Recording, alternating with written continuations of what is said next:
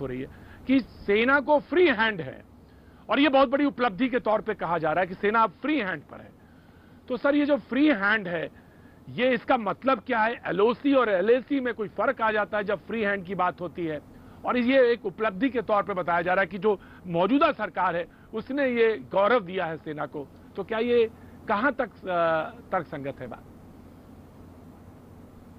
देखिए, जब हम फौज को लेते हैं, फ्री हैंड का तात्पर्य होता है कि जो हमारा सबसे उच्च नेतृत्व है, जो हमारा राजनीतिक नेतृत्व है, जो हमारी सरकार है, वो सैनिकों के पीछे किस प्रकार खड़ी है।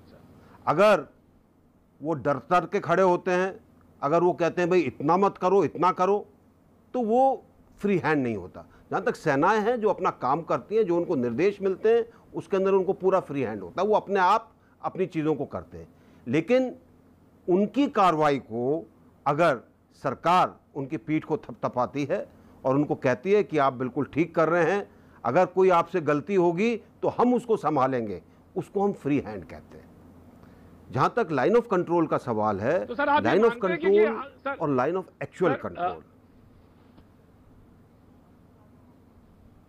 सर बोलिए सर। हाँ sir, I am sorry sir, आप समझा रहा था लाइन ऑफ कंट्रोल और लाइन ऑफ एक्चुअल कंट्रोल का। Right sir. देखिए, पहली चीज लाइन ऑफ कंट्रोल जो कि पाकिस्तान के साथ उन इलाकों के अंदर है जो जम्मू और कश्मीर के थे, जो BP1 से शुरू होती है और उसके बाद मुनव्वर तवी और उसके आगे तक जाती है।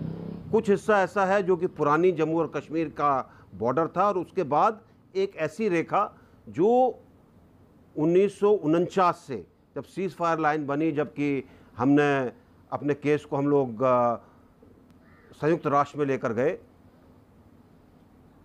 72 के अंदर लड़ाई के बाद, 71 की लड़ाई के बाद जब समझौता हुआ, तो दोनों देशों ने लाइन ऑफ कंट्रोल के नक्शे एक दूसरे को दिए, और ये नक्शे वो थे जिससे आप ज़मीन को अच्छी तरह से पहचान सकते हैं। यहाँ पर दोनों देशों के बीच में प्रोटोकॉल हैं, कहाँ पर क्या होना चाहिए, क्या नहीं होना चाहिए, क्या चीज़, कैसा हथियार इस्तेमाल होता है, सिविलियंस को नहीं टारगेट करते हैं, इस तरह की बहुत सारी चीज़ें हैं। जहाँ तक लाइन ऑफ एक्चुअल कंट्रोल का सवाल है, लाइन ऑफ एक्चुअल कंट्रोल हमको 59 के अंदर एक क्लेम लाइन के तौर पर मिली थी, जो चौवन लाए हमारे यहाँ पर देकर गए थे। वो नक्शा इतना छोटा था कि अगर उस लाइन को आप ज़मीन पर करेंगे तो उसमें गड़बड़ हमेशा आएगी, क्योंकि किसी भी लाइन ऑफ कंट्रोल हो, बॉर्डर हो, कोई भी जिससे आप इलाके को अलग अलग बांटना चाहते हैं, उसकी परिस्थितियाँ होती हैं, उसको तय करने का एक तरीका होता है। वो लाइन ऑफ एक्चुअल कंट्रोल में नहीं है। Right sir. लेकिन लाइन ऑफ एक्चुअल कंट्रोल पर border peace and treaty agreement है, जिसके तहत ताकि दोनों देश के सैनिक एक दूसरे से एकदम से हमेशा लड़े ना, थोड़ा वहाँ पर शांति रखी जाए, उसका भी एक प्रोटोकॉल है। तो दोनों जगह प्रोटोकॉल हैं, दोनों जगह दोनों तरफ के लोगों के लिए कुछ बंदिशें हैं। कुछ लोग, जैसे पाकिस्तान, जब आप कहते हैं कि सीज फायर लाइन का उल्लंघन कर रहा है या सीज फायर का उल्लंघन कर रहा है, तो वो एक उल्लंघन माना